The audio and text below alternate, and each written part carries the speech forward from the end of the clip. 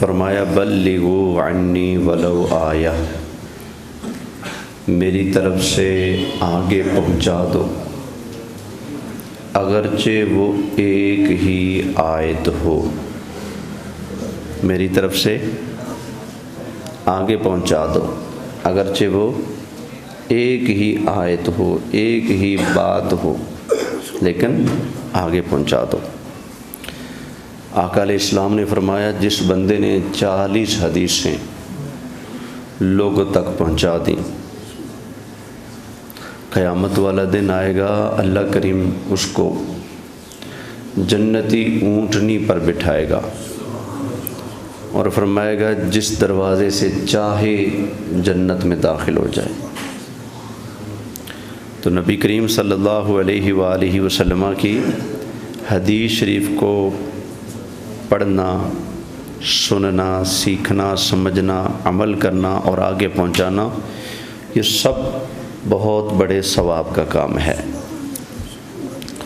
میں آپ کے سامنے چند احادیث طیبہ پیش کروں گا، اللہ تعالی ہم سب کو عمل کی توفیق نصیب فرمائے۔ سب سے پہلی حدیث بخاری شریف کی سب سے پہلی حدیث ہے، وہ پہلا صفحہ، پہلا باب، پہلی حدیث بخاری کی۔ آقا علیہ الصلوۃ والسلام نے ارشاد فرمایا انما الاعمال بالنیات، فرمایا کہ اعمال کا دار و مدار نیتوں پر ہے، یعنی کون سا عمل اللہ کی بارگاہ میں قبول ہونا ہے، کون سا نہیں ہونا، کس پر اجر ملنا ہے، کس پر اجر نہیں ملنا، اس کا دار و مدار کس چیز پر ہے؟ نیت پر ہے۔ جو کام اللہ کے لیے ہوگا، جو کام ثواب کی نیت سے ہوگا، اس پر آدمی کو اجر ملے گا، اور جو کام ثواب کی نیت سے نہ ہو یا اللہ کے لیے نہ ہو، لوگوں کے لیے، کسی اور کے لیے ہو، تو اس پر اجر نہیں ملے گا۔ تو فرمایا کہ انما الاعمال بالنیات، اعمال کا دار و مدار نیتوں پر ہے۔ دوسری حدیث معجم الاوسط امام طبرانی رحمۃ اللہ علیہ کی، اس میں حدیث نمبر 1235 ہے۔ اللہ کے پیارے محبوب صلی اللہ علیہ وآلہ وسلم نے ارشاد فرمایا من قالا، جس بندے نے یہ کہا، کیا؟ لا الہ الا اللہ، مخلص ہو کر، خالص دل کے ساتھ جس نے کہا لا الہ الا اللہ، تو فرمایا دخل الجنہ، وہ جنت میں داخل ہوگا۔ اللہ اکبر۔ اسی سے ملتی جلتی مشکاۃ شریف کی حدیث بھی سن لیجئے۔ نبی پاک صلی اللہ علیہ وسلم نے ارشاد فرمایا من قال آخر الکلام لا الہ الا اللہ دخل الجنہ، جس کا آخری کلمہ لا الہ الا اللہ ہوا، وہ جنت میں داخل ہو گئے۔ اللہ اکبر۔ صحیح مسلم شریف حدیث نمبر 159، نبی پاک صلی اللہ علیہ وآلہ وسلم سے صحابہ کرام نے پوچھا، تو ان کا جواب دیتے ہوئے آقا علیہ السلام نے یہ ارشاد فرمایا کل، تو کہہ آمنت باللہ، میں اللہ پر ایمان لایا، ثم استقم، پھر اس کے اوپر پکا ہو جا۔ تو کہہ میں اللہ پر ایمان لایا، پھر اس کے اوپر ثابت قدم ہو جا، پکا ہو جا۔ اور یہ میں نے ایک مرتبہ جمعہ میں پوری تقریر کی تھی اس پر کہ ایمان پر ثابت قدمی، یہ جو ہے دولت، اس پر اجر و ثواب کیا ملتا ہے۔ 1-2 منٹ میں خلاصہ پیش کر دیتا ہوں۔ اللہ تعالیٰ ارشاد فرماتا ہے ان الذین قالوا ربنا اللہ، بے شک وہ لوگ جنہوں نے کہا کہ ہمارا رب اللہ ہے، ثم استقاموا، پھر اس کے اوپر انہوں نے استقامت، بے شک وہ لوگ جنہوں نے کہا کہ ہمارا رب اللہ ہے، ثم استقاموا، پھر اس کے اوپر انہوں نے استقامت اختیار کی، ڈٹ گئے، ततनज़्ज़लु अलैहिमुल मलाइका, तो जब वो मरने लगते हैं ना तो उनके ऊपर अल्लाह के फरिश्ते आ जाते हैं। क्या कहते हैं? अल्ला तखाफू वला तहज़नु, ना डर ना गम कर, व अबशिरू बिल जन्नतिल्लती कुंतुम तुअदून, और तेरे लिए तो उस खुशखबरी है उस जन्नत की जिसका तुझसे वादा किया गया था। 3 मकाम हैं। एक, जब मौत आती है उस वक्त फरिश्ते कहते हैं घबराना। नंबर 2, जब कब्र में जाता है और मुनकर नकीर फरिश्ते सवालात के लिए आते हैं, और सख्त लहजा होता है, तो रहमत के फरिश्ते भी आ जाते हैं साथ। वो कहते हैं अल्ला तखाफू वला तहज़नू, ना डर ना घबरा, और तेरे लिए तो जन्नत है मोमिन मुसलमान, ना डर। 3रा मकाम, जब लोग कब्रों से उठकर मैदान माशर में जाएंगे तो जिसने ईमान के ऊपर साबित कदमी इख्तियार की होती है उनके पास रहमत के फरिश्ते आकर उस वक्त भी कहेंगे, कब्र से उठकर लोग जाएंगे माशर में, घबराएंगे ना, लेकिन ईमान के ऊपर पक्के रहने वाले से फरिश्ते कहेंगे अल्ला तखाफू वला तहज़नू, घबरा ना, फ़िक्र ना कर। अल्लाह अकबर। तो उसी आयत करीमा का खुलासा यूँ कह लें कि यहाँ बयान हो रहा है। नबी करीम अलैहिस्सलाम ने इरशाद फरमाया, कुल, तू कह, आमनतु बिल्लाह, मैं अल्लाह पर ईमान लाया, सुम्मा इस्तक़िम, फिर उसके ऊपर पक्का हो जा, जम जा। कोई जितना मर्जी ज़ोर लगाए तुझे हटाने के लिए, तूने हटना नहीं, इस्तिकामत दिखानी है। अल्लाह अकबर। ये मुस्लिम शरीफ की हदीस थी। अब अबू दाऊद शरीफ की हदीस नंबर 1499 1499 भी समात फरमाए।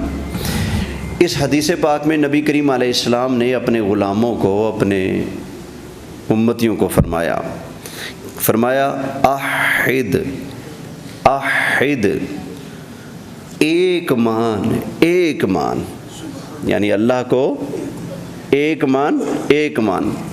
तो नबी करीम अलैहिस्सलाम के फरमान की बरकत थी। उमैया बिन खल्फ हज़रत बिलाल को जितना भी मारता, जितनी भी सज़ा देता, जितने मर्ज़ी जुल्म करता, तपती हुई रेत के ऊपर लिटा देता, सीने के ऊपर पत्थर रख देता, अंगारों के ऊपर लिटा देता, सीने के ऊपर पत्थर रख देता, कोड़े मारता, डंडे सोटे मारता, लेकिन आपकी ज़ुबान से एक ही कलमा निकलता, अहद, अहद, अल्लाह एक है। अच्छा, लेकिन कई लोग ना इस कलिमा हज़रत बिलाल की बात नकल करते हैं, लेकिन अगला जुमला पता नहीं क्यों छोड़ देते हैं। हज़रत बिलाल की पूरी बात ये थी, अल्लाहु अहद व रसूलुहु अहमद, अल्लाह अहद है, एक है, और उसके रसूल अहमद हैं, नबी पाक सल्लल्लाहु अलैहि व आलिहि वसल्लम। तो आका अलैहिस्सलाम ने क्या फरमाया? अहिद अहिद, एक मान। अल्लाह अकबर। चलें हम अपनी ज़ुबान से अल्लाह के एक होने का ऐलान कर देते हैं, अशहदु अल्ला इलाहा इल्लल्लाहु वहदहु ला शरीका ला। अल्लाह अकबर।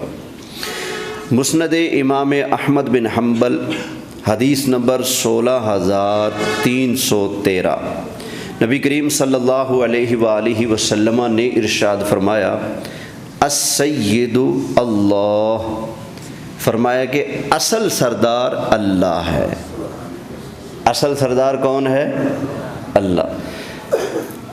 ये हदीस पढ़ के कई लोगों को मुगालता भी लगा और उन्होंने कह दिया कि जी सरदार तो सिर्फ अल्लाह को कह सकते हैं, सैयद सिर्फ अल्लाह को कह सकते हैं, अल्लाह के अलावा अगर किसी और को सैयद कहेंगे तो ये शिरक हो जाएगा।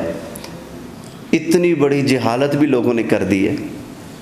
कहते हैं जी कैसे जी? कहते हैं सैयद तो अल्लाह है, किसी और को सैयद मानेंगे तो क्या हो जाएगा?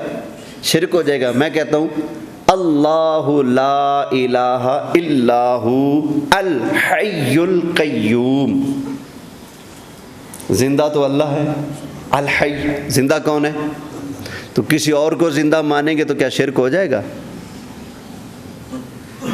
मैं भी तो दर्स दे रहा हूँ, जिंदा बैठा हूँ, आप सुन रहे, जिंदा हैं कि नहीं? बोले تھوڑی خاموشی میں شک ہو رہا ہے پتہ نہیں زندہ بیٹھے ہو کہ نہیں. اللہ بھی زندہ، میں آپ بھی زندہ، تو کیا یہ شرک ہو گیا؟ نہیں. بندہ کہے گا شرک نہیں، کیوں؟ اس لیے کہ اللہ خود زندہ اور بندے اللہ کے زندہ کرنے کی وجہ سے زندہ.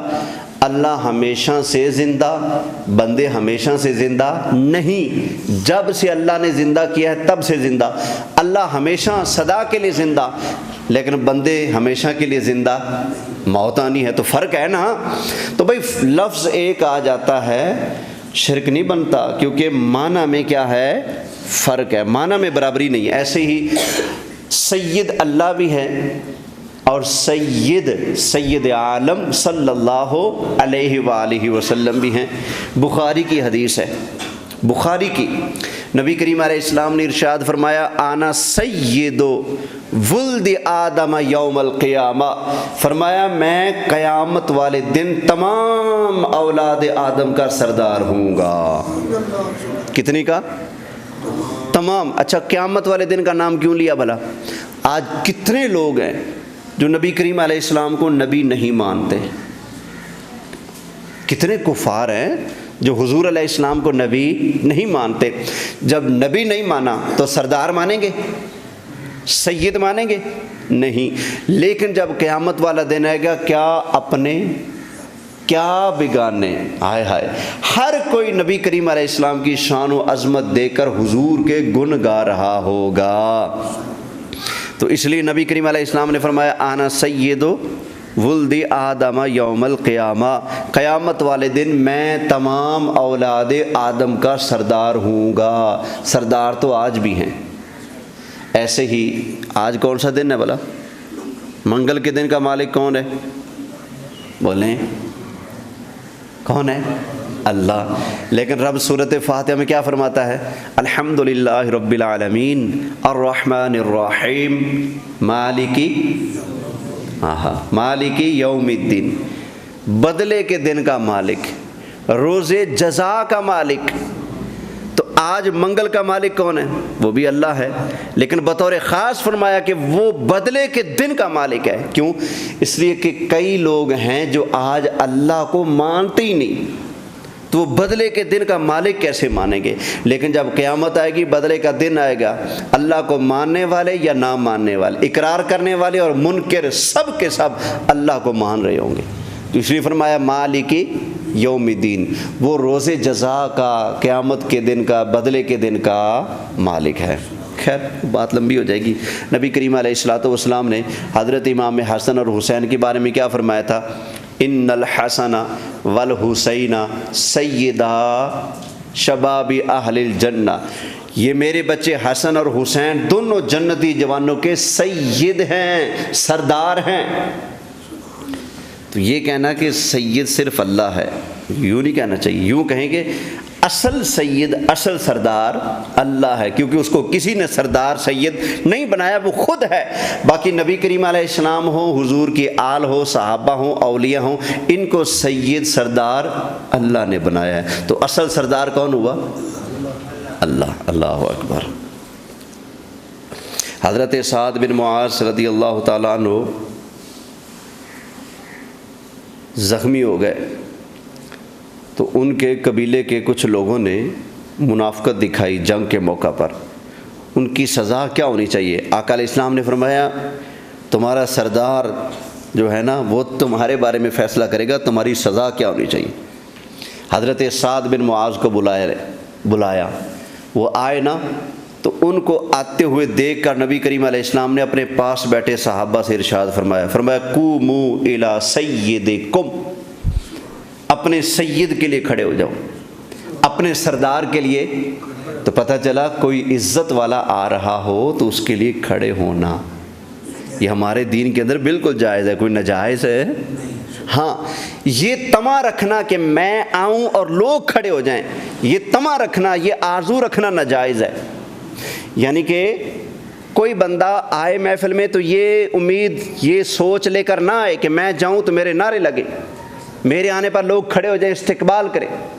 ایسی سوچ رکھ کر آئے گا تو نبی کریم علیہ السلام نے فرمایا جس بندے نے یہ آرزو کی کہ میں آؤں اور میرے آنے پر لوگ کھڑے ہو جائیں، فرمایا وہ اپنا ٹھکانہ جہنم بنا لے۔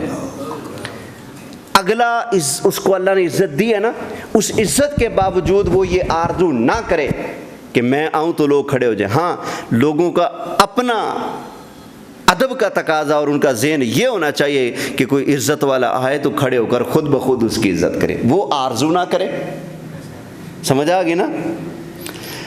ہمارے استاد محترم علامہ محمد سعید احمد اسعد رحمۃ اللہ علیہ بہت بڑے عالم، ان کے والد صاحب فقیہ العصر قبلہ مفتی محمد امین صاحب رحمۃ اللہ علیہ، ان کا انتقال ہوا نا فیصل آباد میں، تو ملتان کے ایک بہت بڑے سردار، بہت بڑے سید غزالی زماں راضی دوران رحمۃ اللہ علیہ کے نائب اور جانشین حضرت علامہ مولانا پیر سید مظہر سعید کاظمی شاہ صاحب، وہ استاد صاحب کے ہمارے استاد صاحب کے پاس گئے فیصل آباد میں تعزیت کرنے کے لیے، بھی آپ کے والد صاحب بہت بڑے عالم تھے، وہ وفات پا گئے تو گئے۔ تو جب گئے کیونکہ وہ سید ہیں، آل نبی ہیں، اتنے بڑے عالم کے بیٹے ہیں، خود بھی عالم ہیں، تو وہ جب تشریف لے گئے نا تو ہمارے استاد صاحب رحمۃ اللہ علیہ نے حضرت مظہر سعید کاظمی شاہ صاحب کے ہاتھ چومے اور ہاتھ آنکھوں پر لگائے، اور جب یہ کیا نا تو انہوں نے ہمارے استاد صاحب سے فرمایا کہ نہیں مولانا آپ رہنے دیں، آپ بہت بڑے عالم آدمی، آپ رہنے دیں، آپ ہاتھ نہ چومیں، میرے ہاتھ نہ چومیں، رہنے دیں۔ تو استاد صاحب نے فرمایا کہ ہاں آپ کو یہی حکم ہے حضور کا کہ آپ لوگوں کو ہاتھ چومنے سے منع کریں، آپ کو یہی حکم ہے، اور ہمیں بھی یہ حکم ہے کہ ہم آل رسول کا ادب کریں، احترام کریں، یعنی آپ طمع نہ کریں کہ لوگ آپ کے ہاتھ چومیں، آپ یہ سوچ نہ رکھیں، اور ہم آپ کا ادب کرنے سے پیچھے نہ ہٹیں، ہم آپ کا ادب کرتے رہیں۔ اللہ اکبر، توجہ ہے؟ اچھا جی، اگلی حدیث پاک یہ ابو داود شریف میں ہے، اور اس میں بڑا اصلاح کا پہلو بھی ہے ہمارے لیے، اس کو ذرا توجہ سے سننا ہے اور اپنی زندگی کے معاملات میں فٹ کرنے کی کوشش کرنی ہے کہ ہمارے اندر تو یہ چیز نہیں پائی جا رہی، عام طور پر یہ چیز لوگوں میں پائی جاتی ہے۔ کیا؟ نبی پاک صلی اللہ علیہ وآلہ وسلم نے ارشاد فرمایا الطیرات شرک، بدشگونی شرک ہے۔ بدشگونی کیا ہے؟ بولیں، کسی چیز سے بری فعال لینا، کسی چیز کا برا مطلب، بری مراد لینا، یہ کیا ہے؟ شرک ہے۔ مثلا اور یار سویرے سویرے ادھار لینا آ گئے ہیں، سارا دن کوئی گاہک نہیں آنا، یہ ہے بدشگونی۔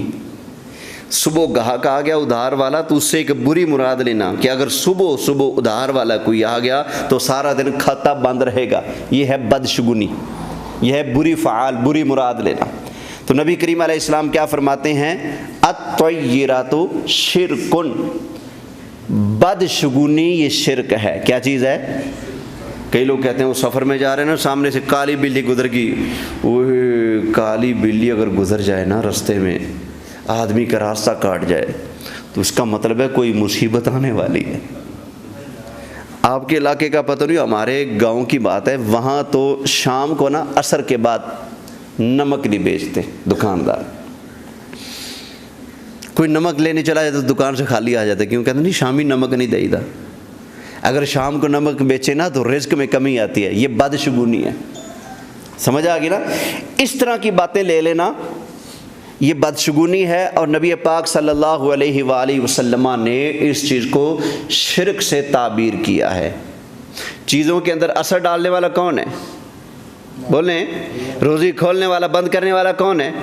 اللہ ہے نا۔ تو جب آپ نے یہ سمجھ لیا کہ گاہک آیا صبح ادھار والا، روزی دینے والا تو اللہ تھا نا، اور آپ نے سمجھ لیا کہ وہ روزی دینے والا ہے اور یہ بند کرنے والا ہے، آپ نے تو یہ سمجھ لیا نا۔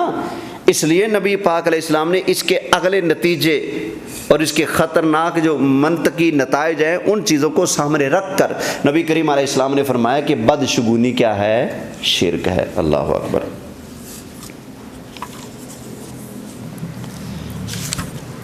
کئی لوگ کہتے ہیں یار وہ سویرے سویرے میں نے وہ متھے لگ گیا، آج اللہ خیر کرے، یہ بھی بدشگونی ہے نا. کوا بول پڑا، لگتا ہے کوئی آ رہا ساڑھے گھر ہے نا، روٹیاں پکانیاں پینیاں، گوشت لانا پے گا، مہمان آ رہے، کہاں بولتا پیا جی. یہ بدشگونی ہے، اس طرح کی چیزوں سے بچنا چاہیے. آگے 2 حدیثیں سن لیں پھر بات ختم. مجمع الزوائد میں حدیث نمبر 1013 نبی پاک صلی اللہ علیہ وآلہ وسلم نے ارشاد فرمایا، انی لا اقبل ہدیۃ مشرکن. آقا علیہ السلام نے فرمایا میں کسی مشرک کا ہدیہ قبول نہیں کرتا، میں کسی مشرک کا تحفہ ہدیہ قبول نہیں کرتا. اچھا، اب ابو داود شریف کی حدیث نمبر 2732 سماعت فرمائیں.